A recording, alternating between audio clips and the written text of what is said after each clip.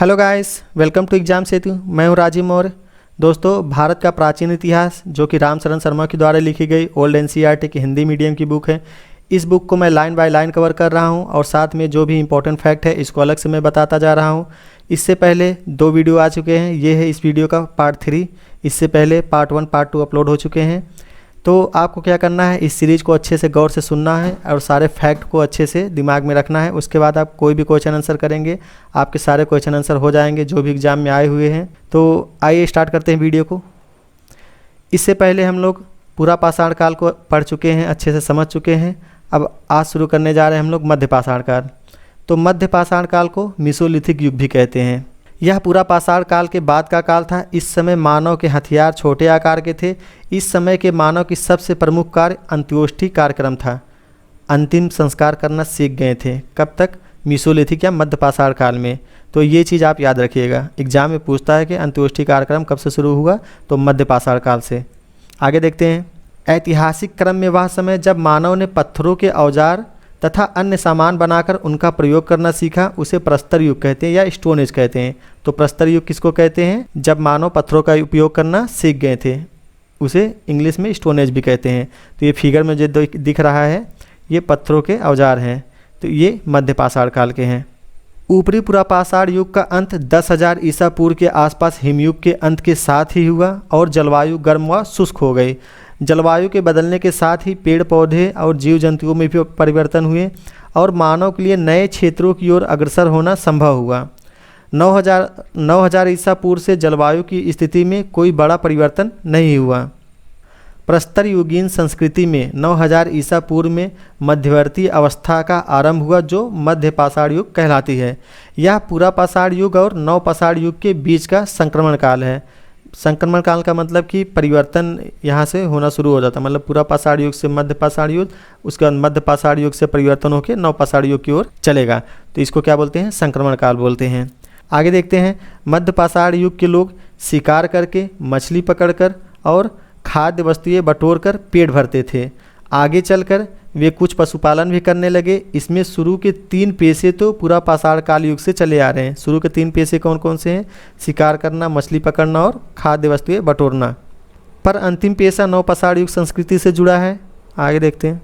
मध्य पाषाण युग के विशिष्ट औजार में सूक्ष्म पाषाण या पत्थर के बहुत छोटे औजार, जिसको माइक्रोलिथिक भी कहते हैं, याद रखिएगा, माइक्रोलिथिक कहते हैं। किसको? जो पत्थर के छोटे औजार होते हैं, माइक्रोलिथ उसको कहते हैं, इसलिए इसको माइक्रोलिथिक पीरियड भी कहते हैं। किसको? मध्य पाषाण काल को। राजस्थान, दक्षिणी उत्तर प्रदेश, मध्य और पूर्वी भारत में मध्य पाषाण स्थल काफ़ी मात्रा में पाए जाते हैं तथा दक्षिण भारत में कृष्णा नदी के दक्षिणी में पाए जाते हैं।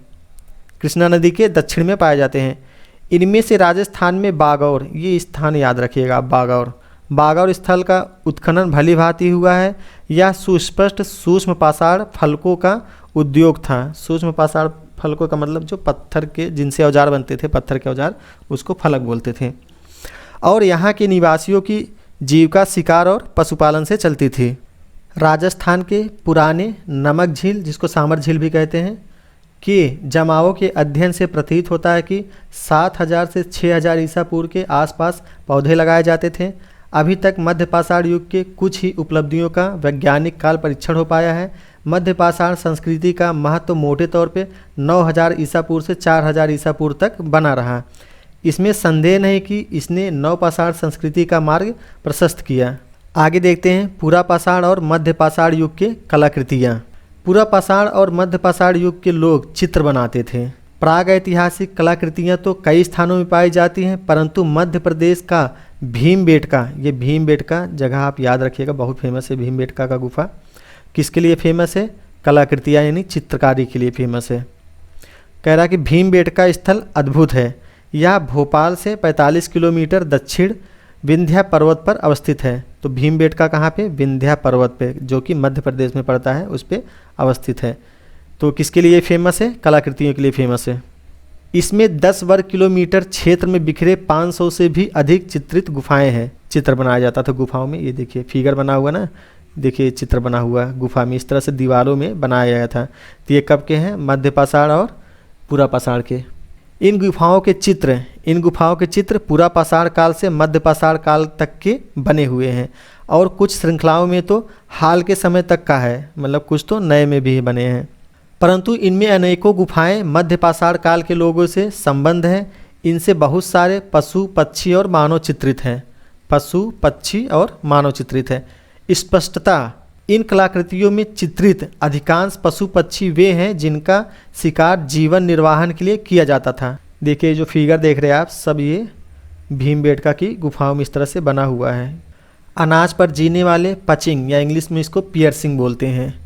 पियर्सिंग पक्षी उन आरंभिक चित्रों में नहीं पाए जाते हैं क्योंकि वे चित्र अवश्य ही आखेट खाद्य संग्राहक पर आश्रित अर्थव्यवस्था से संबंध होंगे।